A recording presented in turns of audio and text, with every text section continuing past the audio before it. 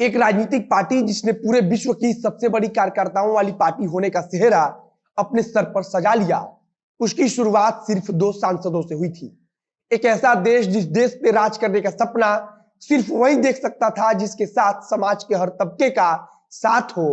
लेकिन उसी बीच एक ऐसी विचारधारा आई जिसने देश में एक अलग लहर पैदा की और आज उसी लहर के बदौलत वह पार्टी देश के साथ साथ विश्व की सबसे बड़ी पार्टी भी कही जाती है।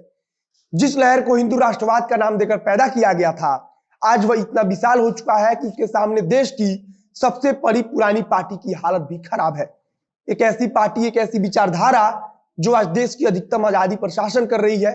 हम बात कर रहे हैं भारतीय जनता पार्टी की, और आज भारतीय जनता पार्टी का स्थापना दिवस है, तो हमने सोचा कि क्यों ना आपको भारतीय जनता पार्टी की कहानी बताई जाए। कहानी बताई जाए कि कैसे 2 सांसदों से चलकर कोई पार्टी देश की सबसे ज्यादा सांसदों वाली राजनीतिक दल बन जाती है। हम आज के अतीत में भारतीय जनता पार्टी के इतिहास के बारे में बात करेंगे। आगे बढ़ने से पहले इतना कहना चाहूंगा कि इस वीडियो का मकसद सिर्फ इतना है कि आपको किसी राजनीतिक दल की पृष्ठभूमि के बारे में बताया जाए। नमस्कार, मेरा नाम है मोहित कुमार सिंह और आप देख रहे हैं जनता जंक्शन का विशेष कार्यक्रम अतीत। सबसे पहले बात करेंगे भारतीय जनता पार्टी की शुरुआत की। 6 अप्रैल 1980 को स्थापित हुई भारतीय जनता पार्टी ने भारत की राजनीति में अभूतपूर्व सफलता हासिल की। जब भी भारतीय जनता पार्टी की बात होगी तो श्यामा प्रसाद मुखर्जी और जनसंघ की चर्चा अपने आप जुबान पर आ जाएगी।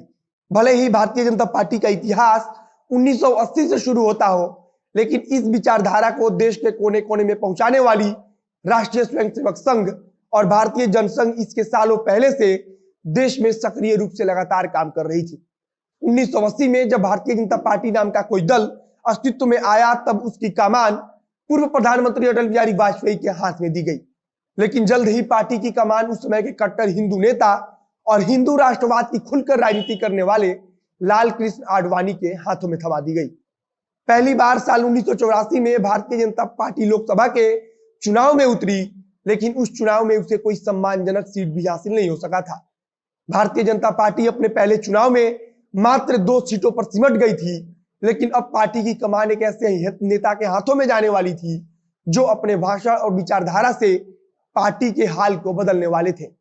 साल 1986 तक पार्टी की कमान अटल बिहारी वाजपेयी के हाथों में रही, लेकिन इसके बाद पार्टी का अध्यक्ष लाल कृष्ण आडवाणी को नियुक्त किया गया। जो काम अटल बिहारी वाजपेयी थोड़ी नरम तरीके से करते थे, उसी काम को लाल कृष्ण आडवाणी खुलकर करने लगे। हिंदुत्व और हिंदू राष्ट्रवाद की ऐसी अलग जगी कि भारतीय जनता पार्टी 2 सीटों से अगले ही चुनाव में 85 सीटों पर पहुंच गई। 1986 के बाद लाल कृष्ण आडवाणी ने यह फैसला ले लिया कि वे हिंदुत्व को आगे बढ़ाते हुए राजनीति करेंगे, और इससे उग्र राष्ट्रवाद भी इसमें शामिल था। लाल कृष्ण आडवाणी ने साल 1988 में एक ऐसे मुद्दे को पकड़ा जो भारतीय जनता पार्टी को भारतीयों के सर आंखों पर बिठाने वाली थी।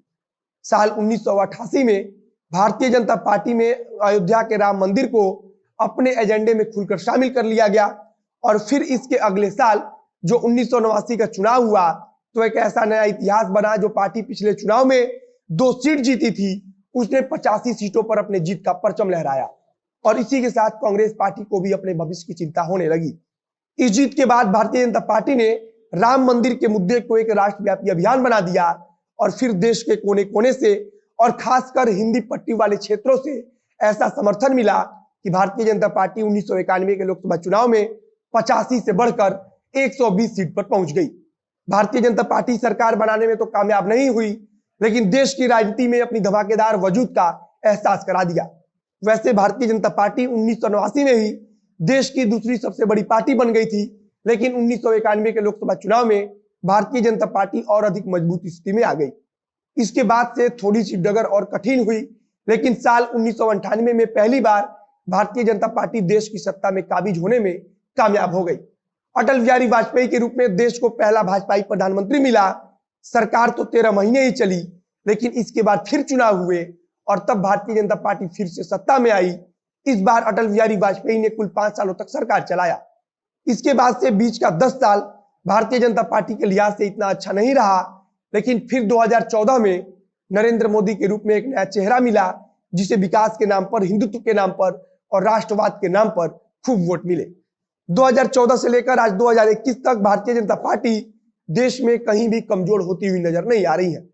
हाँ, यह बात बिल्कुल ठीक है कि कुछ राज्य उसके हाथ से फिसले जरूर है, लेकिन जिन राज्यों में भारतीय जनता पार्टी कभी खाता खोलने में भी सक्षम नहीं थी, वहां आज एक मुख्य पार्टी के रूप में भी गिनी जा रही है। अगर विचारधारा की बात करें तो सत्ता में आने के बाद से चाहे धारा 370 हो या सीएए कानून, पार्टी अपनी विचारधारा को लागू करने में सफल रही है। वहीं ट्रिपल तलाक जैसे मुद्दे को भी भारतीय जनता पार्टी ने अपने पक्ष में भुनाया है। आज के स्थापना दिवस पर भारतीय जनता पार्टी देश भर में कार्यकर्ताओं को संबोधित कर रही है। खुद प्रधानमंत्री नरेंद्र मोदी कार्यकर्ताओं से बातचीत कर रहे हैं। पार्टी की तरफ से तमाम तरह के कार्यक्रम आयोजित किए जा रहे हैं। स्थापना दिवस के अवसर पर प्रधानमंत्री से लेकर राष्ट्रीय अध्यक्ष जेपी नड्डा तक आम कार्यकर्ता और अपने नेताओं से संवाद करेंगे। 1952 में मात्र 3 सीट जीतने वाली श्यामा प्रसाद मुखर्जी की जनसंघ की विचारधारा को और आगे बढ़ाने वाला भारतीय जनता पार्टी आज देश में एक छत्र राज कर रहा है। उम्मीद है कि अब आप भाजपा के इतिहास को बहुत कम समय में अच्छे से समझ चुके होंगे। उम्मीद है आपको अच्छा लगा होगा। वीडियो अच्छा लगा हो तो शेयर कीजिए, फेसबुक पर देख रहे हैं तो पेज को लाइक कीजिए, यूट्यूब पर देख रहे हैं तो चैनल को सब्सक्राइब कीजिए। मिलते हैं फिर बहुत जल्द अगले वीडियो में। कैमरे के पीछे खड़े वरुण झा और मैं मोहित कुमार सिंह। धन्यवाद।